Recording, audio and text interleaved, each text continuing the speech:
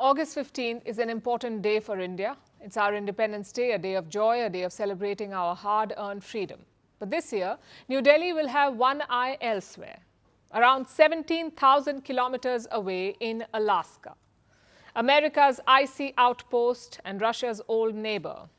This is where Vladimir Putin will sit across from Donald Trump. The goal is clear: to end Europe's bloodiest war in decades, the war in Ukraine.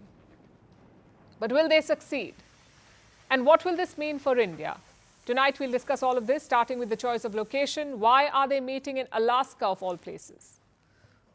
Officials point to the proximity. You see, Alaska is the closest American state to Russia, just 88 kilometers across the Bering Strait. Russia and the United States are close neighbors, sharing a border. It seems quite logical that our delegation will simply fly across the Bering Strait, and that such an important and highly anticipated summit between the leaders of our two countries will take place precisely in Alaska. Of course, the distance is not the only reason. It's also less complicated.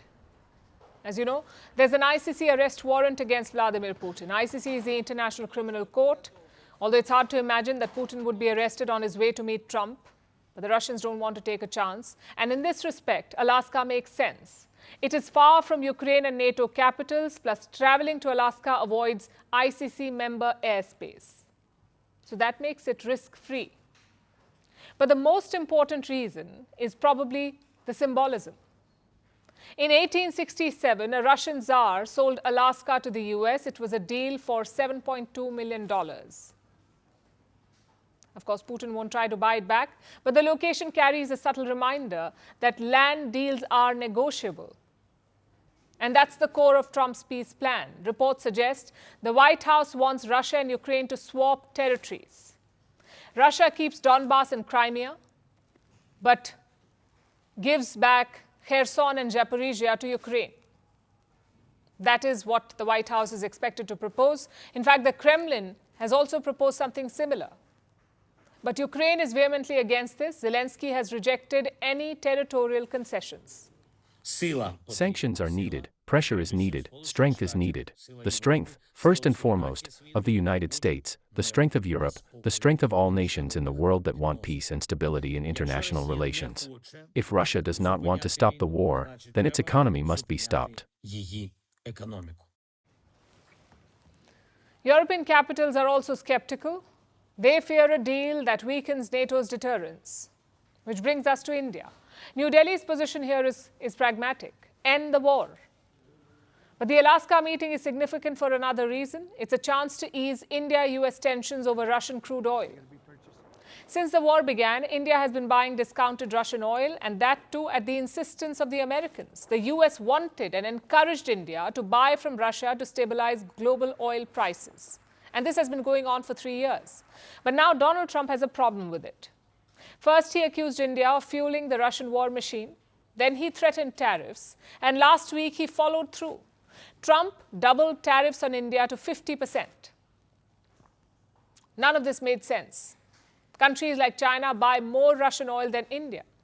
And Europe still uses Russian gas. But Trump singled out India, and New Delhi pushed back. The Prime Minister refused to compromise on India's interests, and now ministers have taken a veiled swipe at Trump. जो दादागिरी करते इसलिए कर रहे कि वो आर्थिक दृष्टि से संपन्न है। दादागिरी इसलिए करते हैं कि उनके पास टेक्नोलॉजी है। अगर उनसे अच्छी टेक्नोलॉजी और रिसोर्सेज हमारे पास आएंगे तो हमें दादागिरी नहीं करनी है। हमारी संस्कृति ये कहती है कि विश्व का कल्याण हो। कुछ लोग हैं जो भारत के का विकास जितनी तेजी के साथ हो रहा है उन्हें रास नहीं आ रहा है, उन्हें अच्छा नहीं लग रहा है।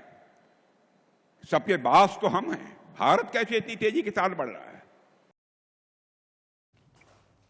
Despite this, New Delhi's official position on the summit is warm, because a breakthrough in Alaska will take some pressure off India. The Ministry of External Affairs has endorsed this meeting. I have their statement with me. This is what it says, and I'm quoting. The meeting holds the promise of bringing to an end the ongoing conflict in Ukraine and opening up the prospects for peace. As Prime Minister Narendra Modi has said on several occasions, this is not an era of war. India's interest is clear: Apart from the larger push for peace, a settlement might remove or soften restrictions on Russian trade. So India can continue with oil purchases and Trump can have his peace deal. He may even roll back his tariff war and pursue a trade deal with India. Plus, look at the timing.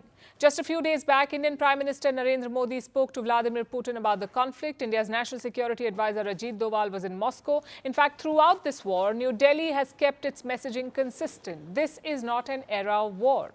Today, Prime Minister Modi also spoke to Ukrainian President Zelensky. He conveyed the need for a peaceful resolution once again. So Alaska may be cold, but the stakes are hot. For Trump, it's about securing his legacy. For Putin, it's about addressing historical wrongs. And for India, it's about guarding its options.